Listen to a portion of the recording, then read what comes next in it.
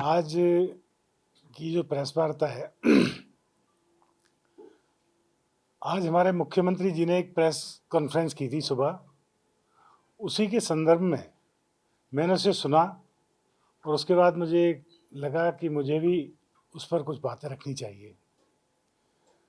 मुख्यमंत्री जी ने बातें की, उसमें तमाम बातें की, उसमें राजनीति की बातें की, उसमें गठबंधन की बातें की, भारतीय जनता पार्टी की बातें की, कांग्रेस पर बातें की, राजनीतिक भविष्यवाणियां भी की, तमाम बातें की।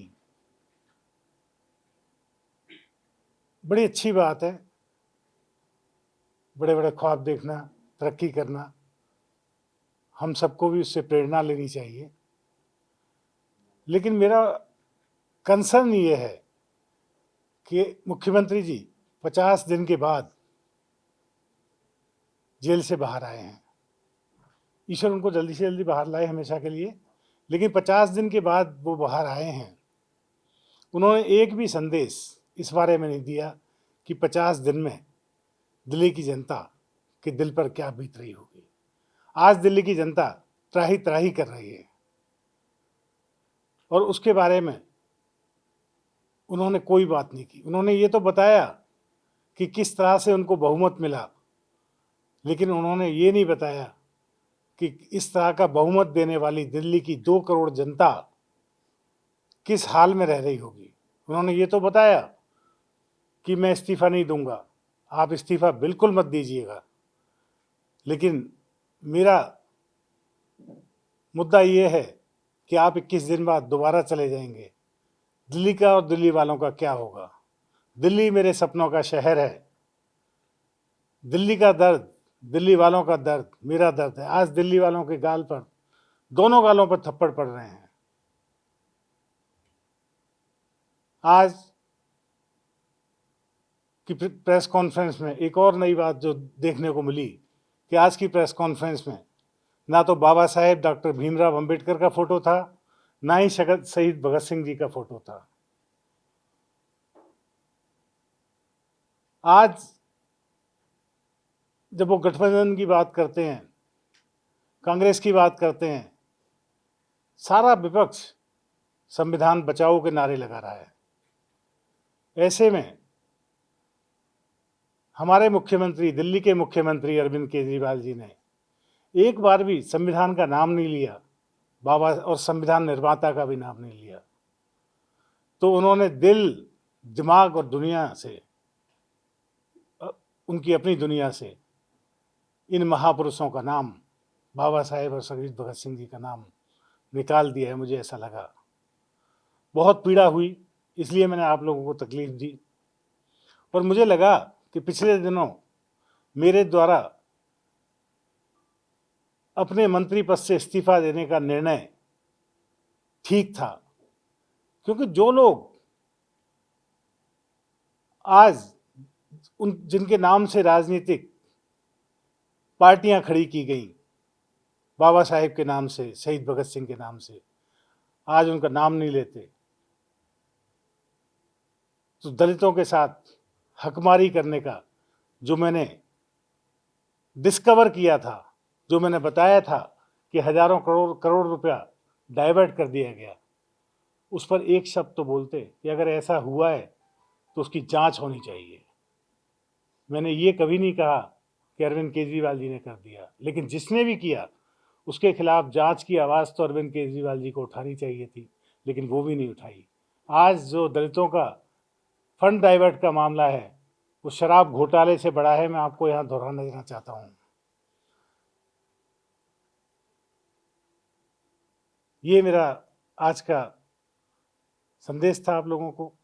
तीसरी बात, मेरे से बहुत सारे पत्रकार पूछते हैं कि आपकी पार्टी का, बहुजन समाज पार्टी का मैनिफेस्टो क्या है।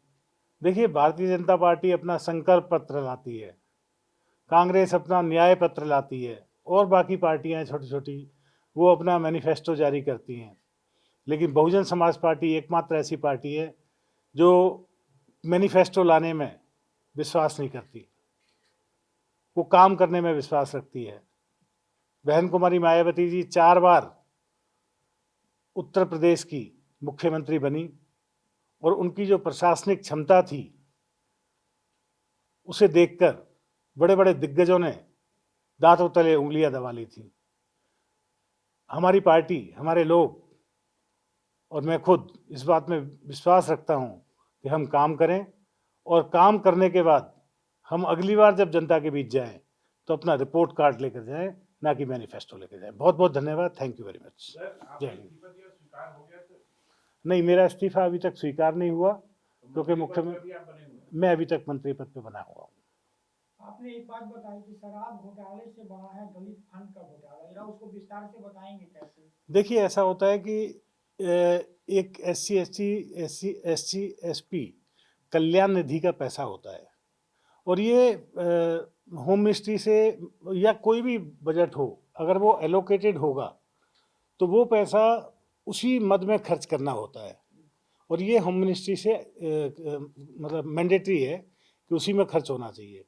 लेकिन करते क्या है कि उसको पैसे को, जैसे मान लीजिए 3,500 करोड़ रुपए एक साल के लिए, तो 500 करोड़ रुपए तो दलितों पे खर्च हो जाता है, बाकी पैसा और कामों में खर्च कर देते हैं। मैं ये नहीं कह रहा कि खा जाते हैं, लेकिन और कामों पे खर्च कर देते हैं और दलित ठगा हुआ रह जाता है। दलितों की बस्तियों में, उन झुग्गी बस्तियों में काम नहीं हो पाते।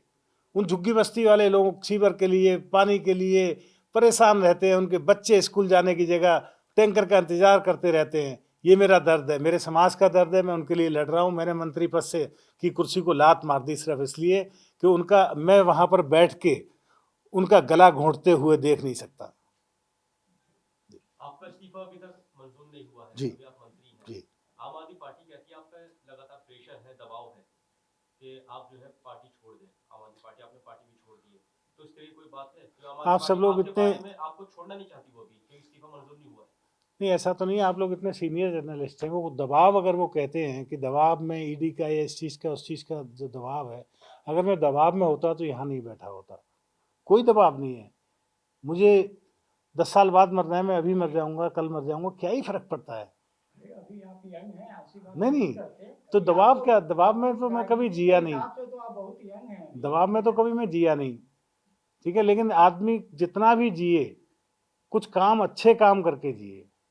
अगर मतलब इस तरह से जीना है, उसका कोई फायदा नहीं है। अपने लोग, मैं जब मंत्री था, लोग आते थे मेरे पास। देखिए, एक तीर्थ यात्रा बड़ी अच्छी स्कीम है दिल्ली सरकार की। मैं दिल्ली सरकार का पार्टनर रहा हूँ। एक तीर्थ यात्रा योजना है जो बहुत अच्छी है और उसमें 100 से ज़्यादा ट्रेनें जा चुकी हैं। एक ट्रेन हमने लोगों को कहा बौद्ध गया के लिए, ठीक है, या बाबा साहेब डॉक्टर भीमराव अंबेडकर की जन्मभूमि या कर्म भूमि पर कहीं चलाने के लिए।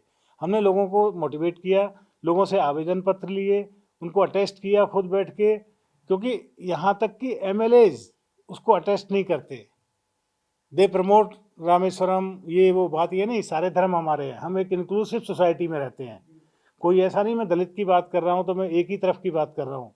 मैं समाज कल्याण मंत्री था, मैं खान चाचा को भी पेंशन देता था, शर्मा जी की मम्मी को भी पेंशन देता था और दलितों को भी पेंशन देता था। तो हम इंक्लूसिव सोसाइटी में रहते हैं। तो उनके लिए ट्रेन नहीं चली और मैं ट्रेन के लिए बार बार मुख्यमंत्री जी के यहाँ जाता रहा।